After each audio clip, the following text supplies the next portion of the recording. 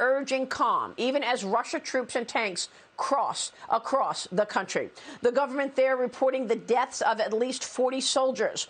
NATO has also responded, announcing plans to increase land, sea, and air forces to Ukraine's eastern flank. Joining me right now is Fox News senior strategic analyst, General Jack Keane. General, thanks very much for weighing in this morning.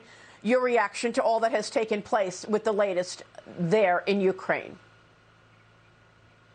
Well, good morning, Maria. It's only a sad, tragic day here for what's taken place, and the impact on the Ukrainian people, for sure. What Mr. Putin has selected here is the most ambitious option that was available to him, and that is a major campaign to topple the government and to do it as rapidly as possible. His strategic objective is one to really reconstruct the post-Cold War boundaries of Europe to his favor, and that includes Belarus and Ukraine, that are both now underneath his orbit. And also, to be frank, is to address what he sees as NATO's dominance in the region and to alter that balance of power to his favor. That's the strategic objective. The political objective, Maria, and we'll see this happen, is to install a new government. And that'll be likely Ukrainian, much like the Yanukovych government was. It'll be a stooge of Putin's that will take that government. And that'll be a while before we see that. It's not going to, I don't think it's going to happen today. But that's only his political objective. His military objective, which we're certainly focused on today, is number one, to defeat the Ukrainian military. Two, they're going to seize some key terrain in the country. And the third thing is they're going to facilitate the regime change that takes place. So what we've seen is pre-assault fires that are gone on for hours and multiple targets around the country. They're hitting command and control, air defense, which is limited in Ukraine military. Certainly the military positions themselves, military facilities, and also government facilities. So that's why over a dozen cities have received some form of air and missile attack going after some of those targets that are in those cities. They've also attempting to capture key airports so they can bring in follow-on forces, and they're doing that vicinity of the capital city as we speak, right now. And also, there's, in terms of the ground assault, there's 4 axes that they're operating on, and these are axes that we predicted. One is coming out of Belarus that is heading towards Kiev. Another one is coming out of the central zone, and it's heading towards Kharkiv. The third one is in the eastern zone, where the troops had already moved in to occupy the former occupied territories, and they're expanding that to occupy all of the Donbass area. And then the southern zone, troops have come across from Crimea to occupy Odessa. Initially, that was reported as amphibious. I believe that's been now corrected, and there were ground troops and possibly paratroopers. So those are the 4 axes of advance. They're trying to do that near simultaneous. He's selected the most complicated, the most ambitious option to take. And he also believes that he has great confidence in his military, and he's confident they can achieve this objective. In a way, they're showcasing their military, too, in a way that was not our intent during Desert Storm, but certainly the world and the American people came to grips with America's military capability when they saw that happening. And that's what's going to happen here as a result of this. People are going to see that Putin has real military capability. Cities. These were perfectly peaceful cities, and now they are under attack with shelling and airstrikes in Ukraine. President Biden has called this an unprovoked and unjustified attack. What do you want to see from the United States in the way of sanctions on Russia this afternoon?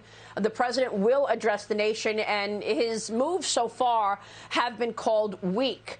General Keane, Italy is now saying it's time to impose very tough sanctions on Russia. Our allies have stepped up, including Germany. What do you want to hear from this president? Well, he's got to take the gloves off and really go after Putin. What has happened here is certainly historical, with huge strategic consequences, as I mentioned right at the beginning. And listen, so our audience understands, there's no amount of sanctions, no matter how tough they are, that's going to stop Putin from achieving the objectives that I laid out here. What the sanctions will do is punish him for his actions and also focus the world's attention on what a serious international violation this is. But the thought, even at this late date, and there's probably some people in the administration who have this thought, that somehow these sanctions will curtail Putin in terms of what he's trying to achieve. He's taken all of that into account before he started this ambitious and complex operation, to be sure. And yes, and I do believe we should have imposed these sanctions a long time ago with significant military aid, going all the way back to the initial provocation, which took place in March of 2021, with 70 to 90,000 troops then, and we ignored it. And that is when we should have gotten engaged. But that's all in the past now. Going forward, yes, the toughest sanctions, and we're imposing them for punishment and retribution, and also for accountability. But it's not going to stop Putin from installing a new government, Maria, or his military objectives that he's trying to achieve in defeating Ukraine military. That's not going to stop.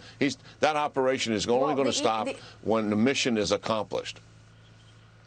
And the mission accomplished is going to also come with an interruption in the economic situation there. The Moscow Stock Exchange has at this point suspended trading.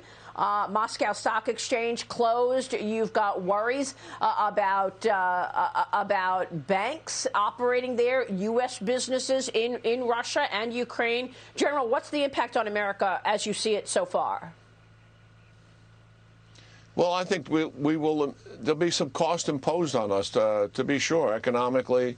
Certainly price of oil to begin with. We're still buying 17 million barrels of oil from Russia every month.